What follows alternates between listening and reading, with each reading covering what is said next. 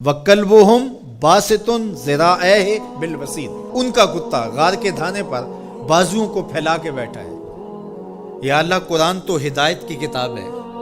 سراسر ہدایت، لفظ لفظ ہدایت، حرف حرف ہدایت۔ تو کتے کے بیٹھنے کے سٹائل کو تو نے قرآن میں بیان کیا، تو اس میں ہمارے لیے کیا ہدایت ہے؟ کہا یہی تو بتانا چاہتا ہوں کہ ذات کا کتا بھی ہو، سنگ جڑ جائے ولیوں کے، اور ولیوں کے دروازے پر بیٹھ کے پہرا دینے لگ جائے، اور کسی کام آ جائے مشت خاک، تو وہ کتا اتنا قابل ذکر ہو جاتا ہے کہ اس کے بیٹھنے کے سٹائل کو رب رب ہو کے بیان کرتا ہے۔ تو کہا تم تو انسان ہو، اگر تم محمد عربی کے در کے نوکر بن جاؤ تو کیا عزتیں دوں گا تمہیں، کیا شانیں تمہیں نصیب ہوں گی۔ تو یہاں یہ دیکھا جاتا ہے کہ ان کی راہوں کے کام کون آتا ہے، ان کے راستے کا مسافر کون ہے، ان کے دین کے لیے اپنے آپ کو پیش کون کرتا ہے، ان کی خدمت اور نوکری کے لیے اپنی مشت خاک کو ان کی راہوں میں بچھاتا کون ہے۔ اور اگر ہم ساری زندگی اپنی خواہش سے گزار دیں اور ان کے دین کے لیے ہم نے کچھ نہ کیا ہو، تو پھر ہم دیکھیں کہ ہم کھڑے کہاں ہیں۔ اقدس تیرے پاؤں میں نہ کوئی کانٹا نہ کوئی زخم، پھر کیوں ہاتھ میں پرچم اسلام لیا تھا۔ اللہ تعالیٰ جل شانہ کی نعمتیں، اس کی کرم نوازی ہمارے اوپر پہم برسیں، لیکن ہم اس کے شکر گزار بندے نہ ہوں، نماز پڑھنا ہمارے لیے بوجھل بن جائے۔ تو کہا پھر گھوڑے اچھے ہیں، وہ اللہ کی راہ میں چلتے تو ہیں، کام تو آتے ہیں۔ تو کہا ان الانسان لربہ لکنود، بے شک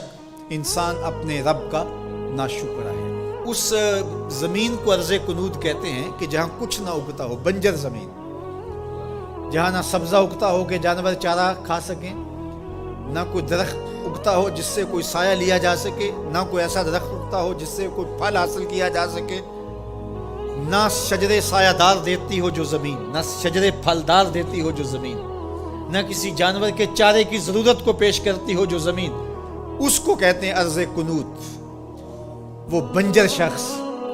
جو انسانیت کے لیے نفع بخش نہیں ہے، لوگوں کے لیے خیر کا سبب نہیں ہے،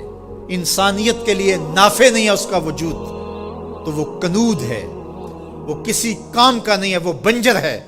اللہ کہتا ہے اس بنجر انسان سے میرے محبوب کے غلاموں کے گھوڑے اچھے ہیں۔ اصحاب کہف کی غار کے دروازے پر بیٹھا ہوا کتا اچھا ہے، تو ہمیں پسند ہیں جو اس کے راستے میں کام آتے ہیں۔ میں اور آپ دیکھیں کہ ہم کہیں بنجر تو نہیں ہیں، ہم انسانیت کے لیے نافع ہیں، یا ہمارا وجود اس دھرتی کے لیے بوجھ ہے، ہم لوگوں کے لیے ضرر کا سبب ہے، جہاں سے گزرے لوگ تکلیف محسوس کرتے ہیں، کبھی کسی کی غیبت کی، کبھی کسی کی عزت اچھالی، کبھی کسی کی ماں بہن اور بیٹی کی آبرو پہ گلی محلے میں بیٹھ کے آوارہ لوگوں کی طرح باتیں چھیڑ دی، کبھی ہم کسی کی تکلیف کا سبب اور ذریعہ بنے۔ ہم یہ دیکھیں کسی کے لیے اذیت کا سبب تو نہیں ہے، بلکہ میرے حضور نے ارشاد فرمایا ایک وصیت کرتے ہوئے کہ خیر کی چابی بن جا، شر کا تالا بن جا، تیرے وجود کی وجہ سے خیر پھوٹے، جدھر سے گزرتا جائے روشنیاں پھیلتی چلی جائیں، نور بانٹتا جائے، انسانیت کے لیے نفع بخش ہو تیرا وجود،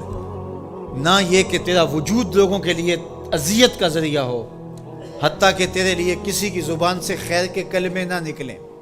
ایسے لوگ کتنے ہیں کہ جب وہ مر بھی جاتے ہیں تو ان کے لیے لفظ ڈھونڈنے پڑتے ہیں، تو بعض لوگ لفظ ڈھونڈ ڈھونڈ کے کہتے ہیں اچھا ساڑھے نال تے چنگا سی، اس کا مطلب یہ اس نے لوگوں کی ناک میں دم کر رکھا تھا، اس کی شر سے صرف میں ہی بچا ہوں۔ وہ ایسا شخص ہے کہ اس کی تعریف آپ بھرے مجمع میں نہیں کر سکتے، لوگ کہیں گے تم جھوٹ بول رہے ہو۔ اور کتنا خوش بخت اور خوش نصیب شخص ہے کہ جب وہ اس دھرتی کو چھوڑتا ہے تو زمین کی مٹی بھی روتی ہے،